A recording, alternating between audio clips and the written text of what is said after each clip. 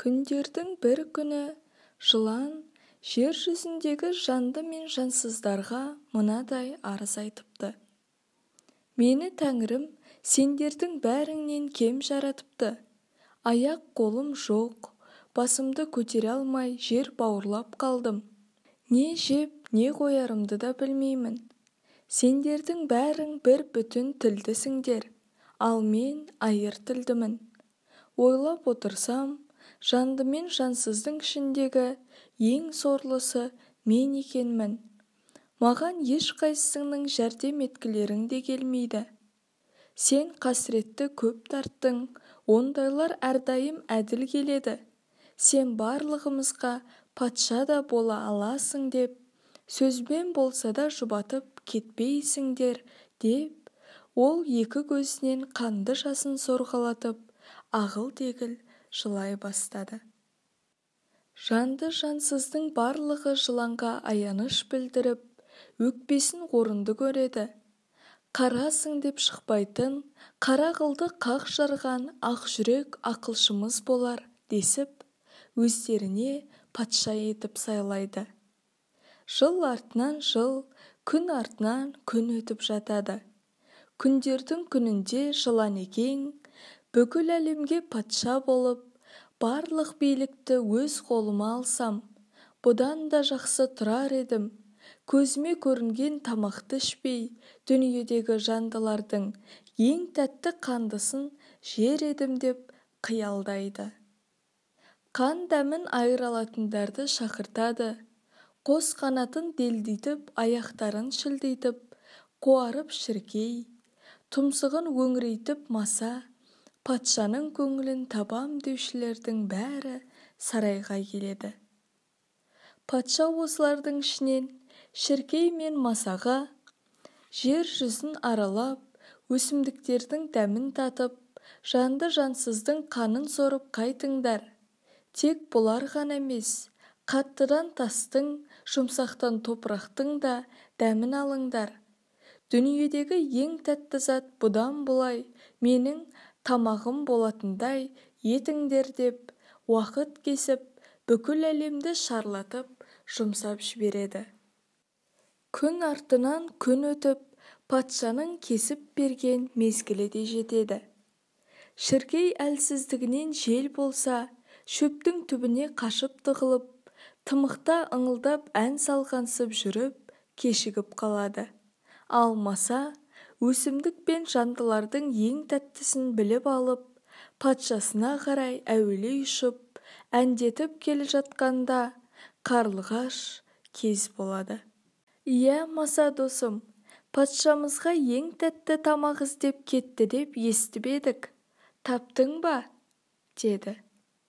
Маса қарлығашты менсінбей, сұрағына жауап қатпай, солай жөнеледі. Түсіндім. Жолың болып, іздегеніңді тапқан екенсің. Азаматсың өзің. Сенің ептілігіңді, еш нәрседен тайынбайтын бір беткейлігіңді білгенмін. Осы қасиетіңді енді барлық қанаттыларға айта жүретін боламыз деп, қарлығаш масадан сыр тарта мадақтай сөйледі. Бұл мақтауға масаның есі жыға мастанып, патшамызға тамағына кімді тапқанымды білесің бе? Деді. Маса досым, мен не білуші едім?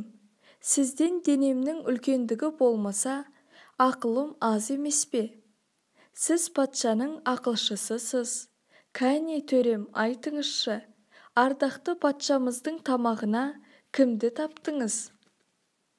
Маса еліре түсіп, дүниеде патшамызға лайықты ең тәтті тамақ адам қаны екен.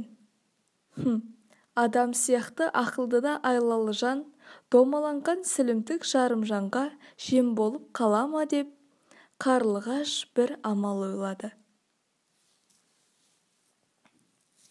Менің ақылымның қысқалығы осы емес пе, маса төрем? Адамның қаны тәтті дегеніңізге сенер-сенбесімді білмей келем. Дүниеде тәтті қанды тауып, дәмін татқанның тіліне алтын мөр түсіп қалады деп шешем көп айтушы еді. Кәне, тіліңізді шығарып, мөріңізді көрсетіңізші. Алтын мөрге көз салғанның өзі біз үшін үлкен бір медеу ғой, деді. Бұл мақтауға елірген ессіз маса, көрсең көре ғой байғұс деп тілін сынады. Қарлығаш шап беріп масаның тілін жұлып алғанда, ол сөйлей алмай ыз-ыз етіп, патшасы жыланға қарай ұша жөнеледі. Қош, тілің жұлынды, аузыңа құм құйылды.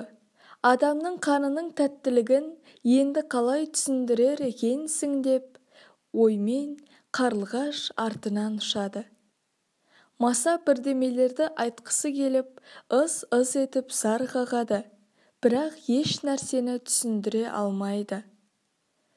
Мұны естіген жылан, мұның тіліне аузынан түсіп қалған ба, немесе жынданған ба, мынаның не деп тұрғанын түсіндірер біреу бар ма деп, жылан тұрғандарға қарады. Өте түсінікті патшам, дейді қарлығаш соңда. Ызыңдап ұшып жүріп, бүкіл әлемді араладым, бірақ неше түрлі өсімдікті өзі өсіріп шығарған топырақтан басқа еш нәрсені таппадым, дейді патшам. Тілі сөйлеуге жарамаса да құлағы саумаса, мұны естігенде жаны шығып кете жаздайды. Ол ызыңдап кеп, қарлығашқа 2-3 рет тиіседі де, жыланның алдына барып, жылап жібереді. Мұның тіліне бір пәле қылған сен екенсің ғой деп, жылан қарлығашқа атылып кетеді де, қарлығаш қаша жөнеледі. Жылан ұша жөнелген қарлығаштың құйрығын ғана тістеп үлгереді. Жылан содан былай топырақ жалап, алмаса ызылдап қалады. Адам жыланды көрсе өлтіріп, басын езетін болады. Қарлығаш жыланнан қорқып, адамды дос тұтып, үйдің төбесіне ұя салады. Бірақ оның құйрығы кем, 2 айрық болып, сол күйінде қалып қойыпты.